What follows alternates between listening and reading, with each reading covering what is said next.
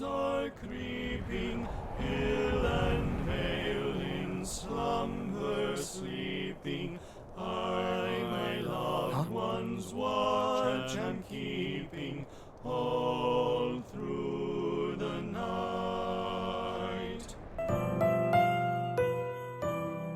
Hi, dear viewers, how are you on this fine evening or morning or afternoon, whatever? I have a very serious and complex build for you this time. I called it the Lord of Gifts, as if it had anything to do with how Sauron was called in Silmarillion, because I want these Middle-earth nerd views.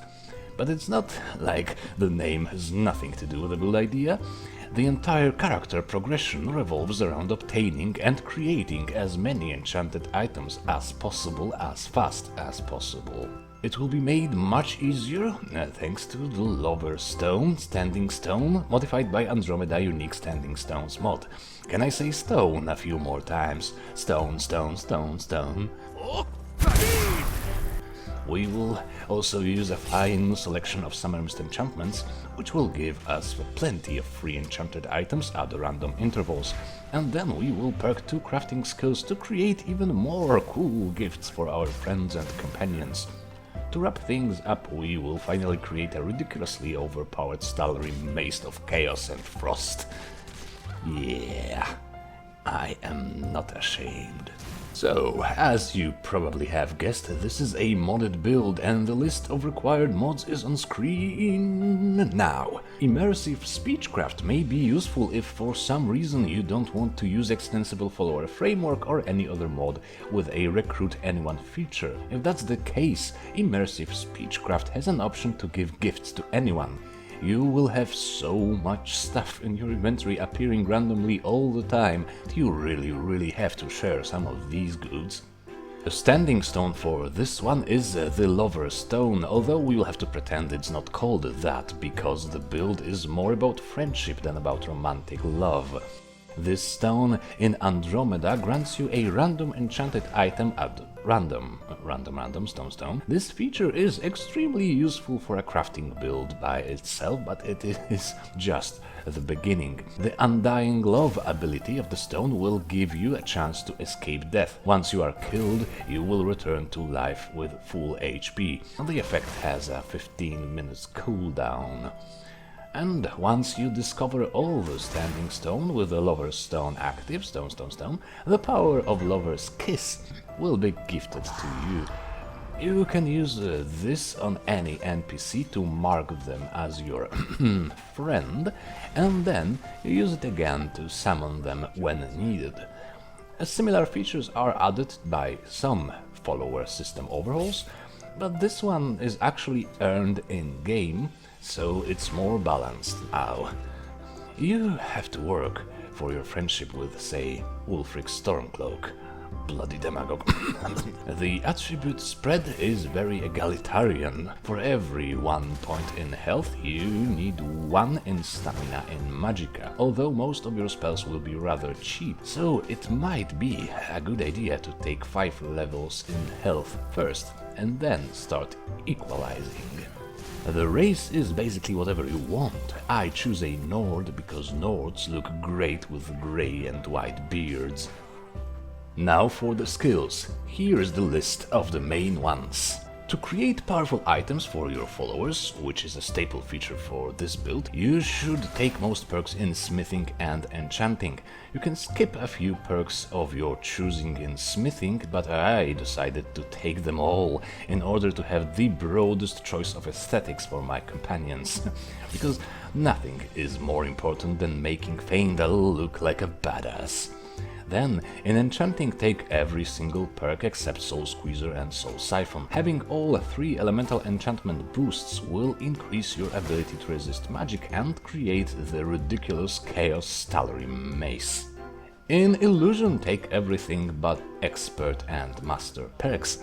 It's unlikely that being this busy with creating gifts, you will ever get the chance to join the college. And even if you do, your worn enchantments won't allow you to boost your magicka, so the most expensive spells in the game should be avoided whenever possible. You're gonna need your fear spells to scare off the naughty kids, and your courage spells to encourage the nice kids.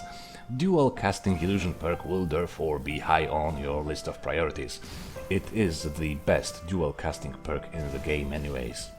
In Alteration, you may be forced to invest in the Expert perk on the Master and Legendary difficulty settings.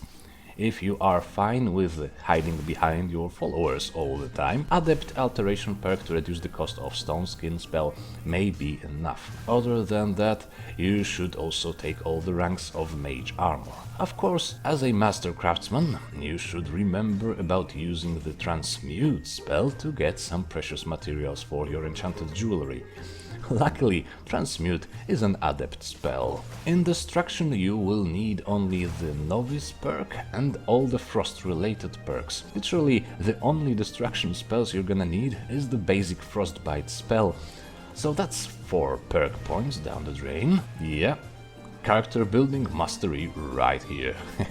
But hey, we will use Summermyst to make the spell free of any magicka cost, and actually we also need these perks to further improve the enchantment on our weapon and Frost Breath Shout. So the investment will pay off quite handsomely in the end. And then you will need a few perks in one-handed, namely all the ranks of Armsman, Fighting Stance and Savage Strike. The importance of this skill will depend on your combat style choices.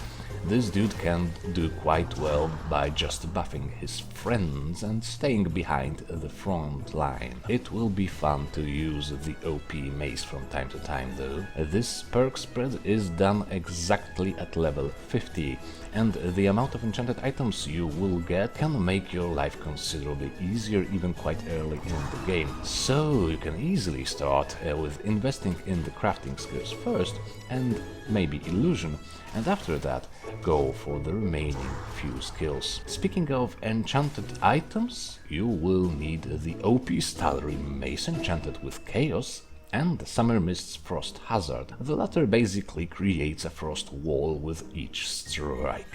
It's rather awesome. On your apparel, place at least 145 health, and then following Summermyst's enchantments. The first 2 will randomly generate enchanted items and weapons in your inventory, and generate soul gems will give you, as the name suggests, a steady supply of soul gems. Crafting powerful items has never been so easy. Philosopher's Stone generates an amount of gold dependent on your enchantment strength every in-game hour. With some enchanting potions you can bring it up to 40-something septims per hour. It's helpful just in case you will need to buy some more enchanted items.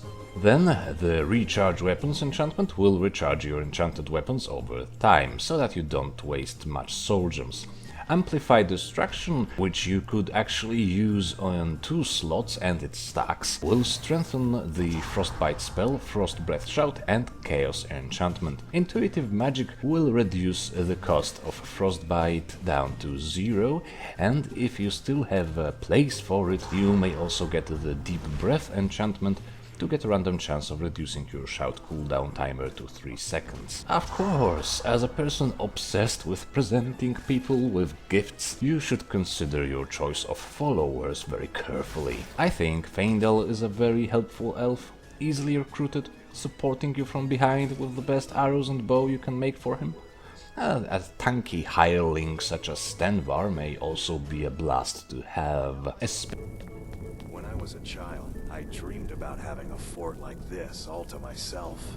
Especially when you gear them up properly. And basically helpful elves can also come in the form of Reeklings if you finish the Chief of Thirsk quest on Solstheim.